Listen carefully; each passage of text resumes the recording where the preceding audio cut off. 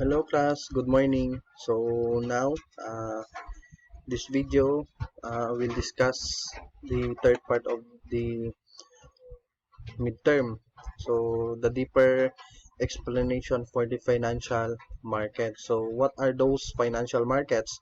What are the kinds of financial markets? And at the same time, where do people buy stocks and sell stocks or even bonds? So here, first, what are the money market and capital markets? So here, financial markets are classified into the money market and capital market. So ibig sabihin daw class, si financial market are classified either money market or capital market. So what is money market?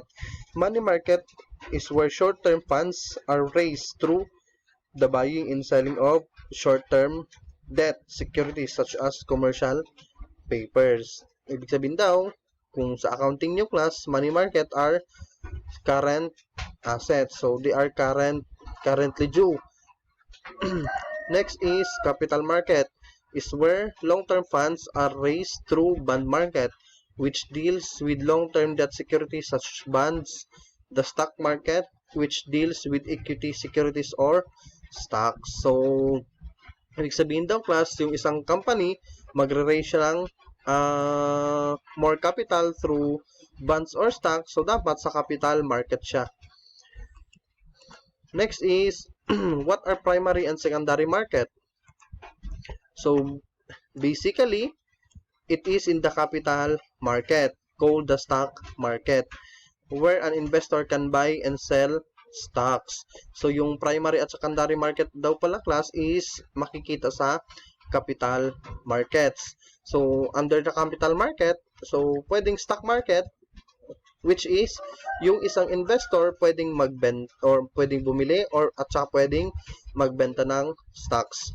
This market consists of the primary market or secondary market, depending on whether the securities were sold by company itself or by existing shareholders. So, dito class sa primary at saka secondary market, so pwedeng si company mismo ang magbenta or pwedeng yung existing shareholders, ibebenta niya lang sa ibang shareholders or sa ibang tao. What is primary market? So, in the primary market, new shares are issued and sold to the investing public for the first time. It is where capital is actually raised by companies selling stock directly to investors, typically through initial public offering. So, here in primary market, ang kinakandak dito class is yung initial public offering. So, bakit yung mga corporation ay engage in initial public offering? It's because, let's say for example, yung isang company owned by sole proprietor, ibig sabihin isang tao lang yung may-ari. What if yung business niya is lumaki ng lumaki? So syempre kapag lalaki ang isang business, kailangan niya ng maraming capital or malaking capital. So ngayon ang gagawin niya is magbebenta siya magpaparegister siya ngayon as a corporation, magbebenta ng stocks. And at the same time, para makapag-raise siya ng money, magbebenta siya ng shares. Ibig sabihin, mag-i-engage siya in a initial public offering. So, for instance, if San Miguel Corporation decide to sell a new stock to raise equity funds, it will be primary market transactions. So, ibig sabihin daw class, kung si San Miguel Corporation, magre-raise siya ng capital. So, through equity funds or magbebenta siya ng stocks or shares, sa primary market siya pupunta. Since it is the first time the company has sold stock to the public, it is called an initial public offering. The proceeds of the sale go to San Miguel Corporation, the issuing company. So, since first time pa lang niyang magbenta ng stocks, so, it is an initial public offering. So, lahat daw ng proceeds class from the sale ng stocks is mapupunta kay San Miguel Corporation, the issuing company. Investors who have subscribed to the IPO have provided the company with necessary funds to continue its operation and expansion and become part owners of the company. So yun yung sa mga corporation class. Si investor nagbigay ngayon ng pera sa San Miguel Corporation para gamitin ni San Miguel Corporation to continue its operation and expansion. And then ngayon si investor or yung public na nagbigay ng pera sa corporation is magiging part owners of the company. So let's say for example, you have a money, 100,000, bumili ka ngayon ng stocks ng Jollibee Food Corporation. So kapag nagkaroon ka ng stocks ng Jollibee Food Corporation, you are one of the owner. So that is how to invest in stock market. So apology for the noise, umuulan kasi dito. So next, an underwriter or investment banker assists the issuer of a new security in setting the offering price and in marketing the securities to the public. So dito na ngayon class, papasok si investment banker or investment banking. So kung naalala pa ninyo. So 'di ba, in investment banking, they are facilitating the initial public offering. So the investment banker serve as a middleman in the transfer of funds between the company in need of capital and the public and facilitates the issuance of shares. So yun yung trabaho ngayon ng mga investment bankers. So sila yung magfa-facilitate ng sale or magfa-facilitate ng initial public offering, and then si investment banker na rin yung bahalang mag-turnover ng proceeds sa company or the issuing corporation. Next, there is occasionally a secondary offering in the primary market.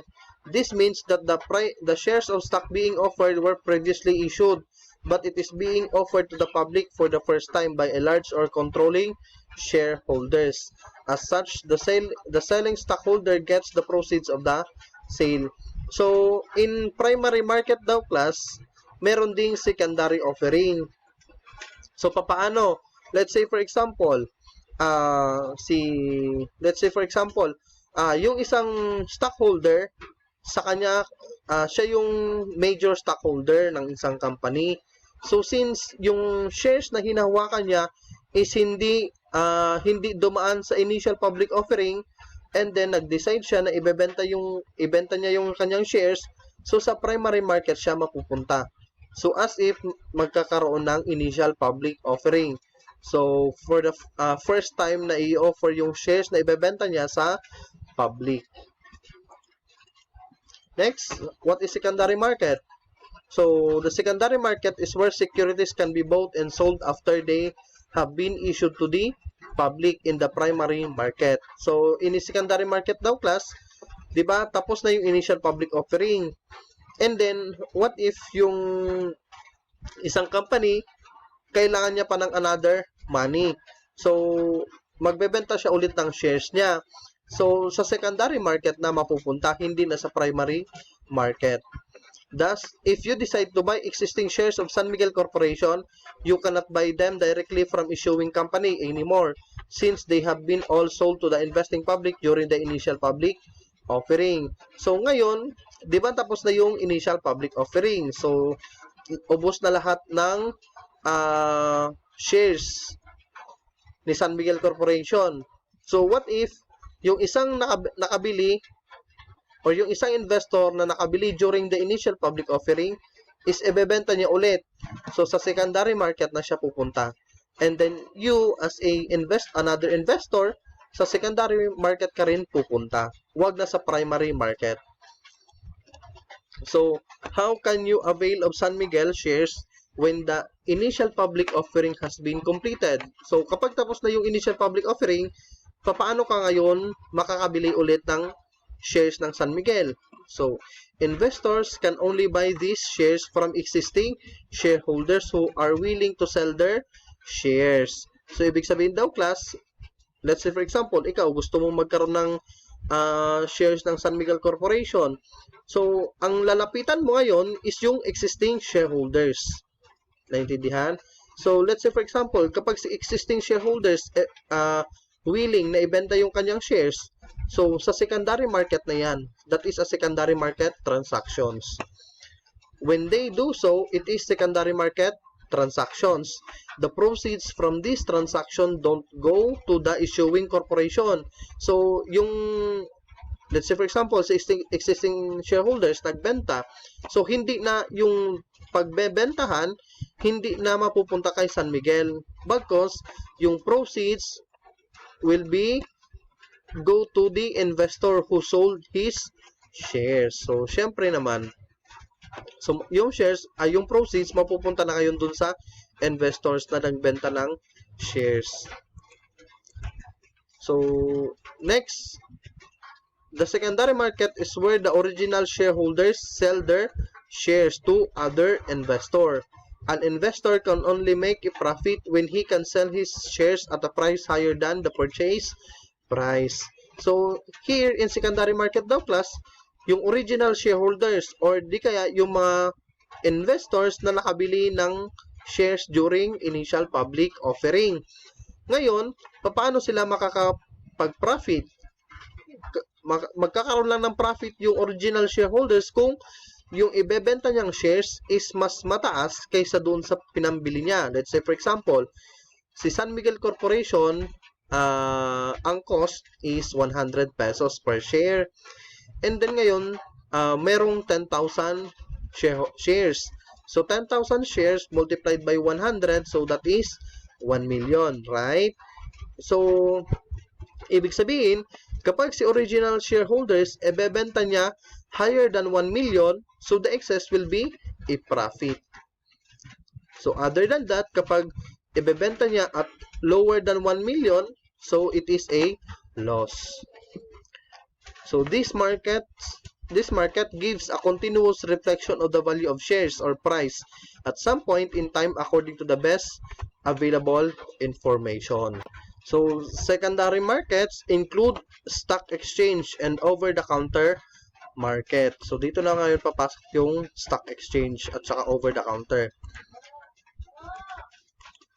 So, what is stock market and stock exchange? So, familiar naman siguro kayo sa Philippine Stock Exchange. So, there are differences in their definition, but real concept of a stock exchange and stock market remains constant. So, sa definition lang sila nag-iiba. Pero yung concept nila is the same.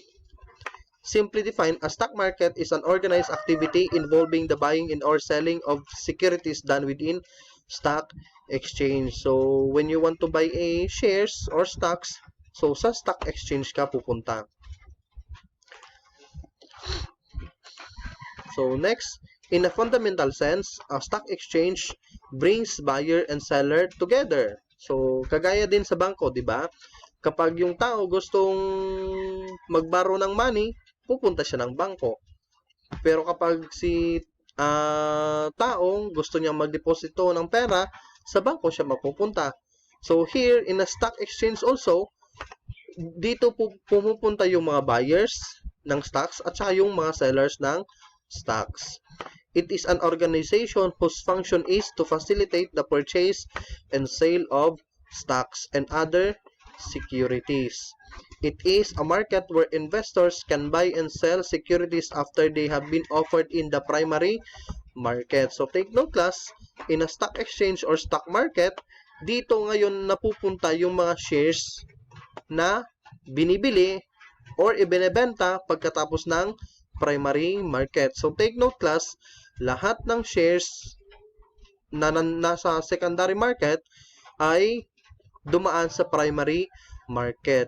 So, lahat class ng stocks which is, let's say for example, yung mga malalaking corporation na open sa public, so all of them are dumaan sa primary market. Dumaan sila ng initial public offering. Remember that the stock exchange is not a capital raising mechanism. So take note class, sa stock exchange hindi dito yung capital raising. Ibig sabihin hindi siya yung, kumbaga hindi siya platform na it is not a platform para magkaroon ng maraming capital. It is a place where